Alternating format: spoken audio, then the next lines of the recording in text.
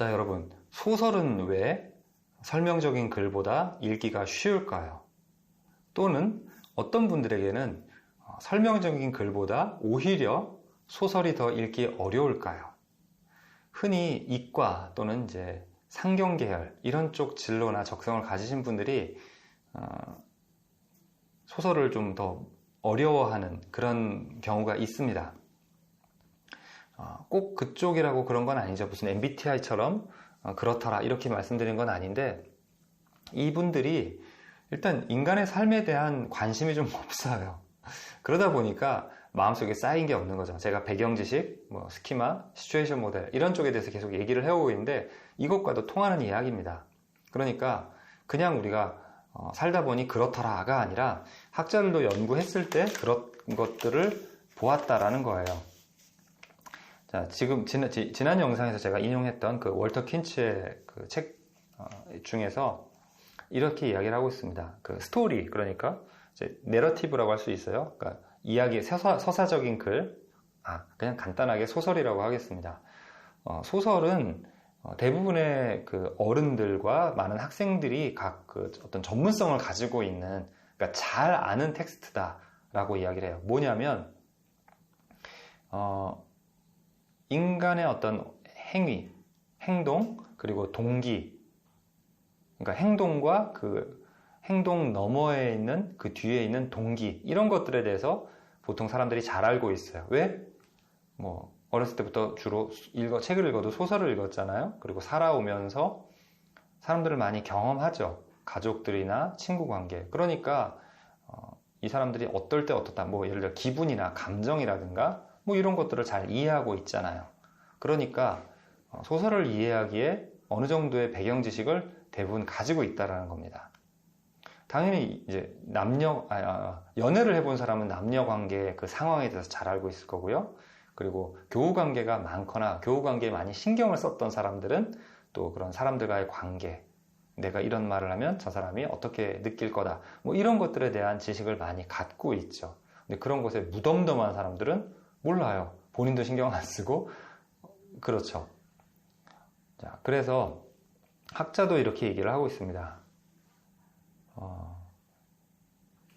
자, 그래서 보통 이제 소설을 이해하기에 필요한 그런 배경 지식들, 그 시츄에이션 모델을, 이런 것에 관한 시츄에이션 모델을 아주 잘 알고 있다, 이렇게 얘기를 해요.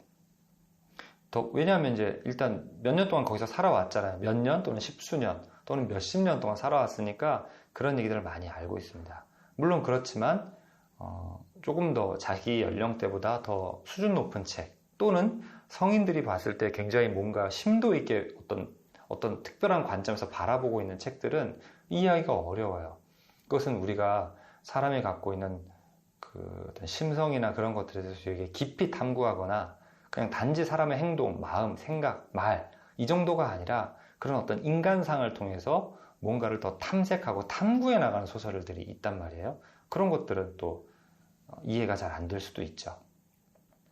자, 그렇기 때문에 지금 아까 제가 처음에 왜 소설이 더 쉬울까라고 얘기했다면 그런 식으로 배경 지식을 갖고 있기 때문에 이해하기가 쉽다. 그러니까 소설이 아닌 글들도 소설만큼이나, 즉 우리가 살아오면서 자연스럽게 자동적으로 축적했던 그런 배경 지식들을 설명적인 글을 이해하기 위해서도 그만큼 쌓아야 된다는 얘기인 거고요.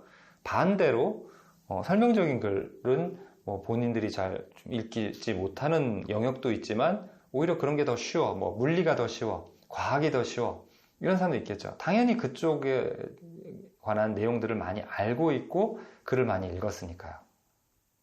그런데 소설은 남들이 쉽게 하는데 본인은 어렵다. 인간사에 대해서 잘 모르기 때문입니다. 그런 쪽 소설을 안 읽고 드라마도 안 보고 또 사람들 사이의 관계도 비슷비슷한 사람끼리 어울리다 보니까 뭔가 이렇게 서로의 소통 방식이 디지털 돼 있어요. 지금 비하시키는 건 아닌데 디지털은 뭡니까? 명백합니다.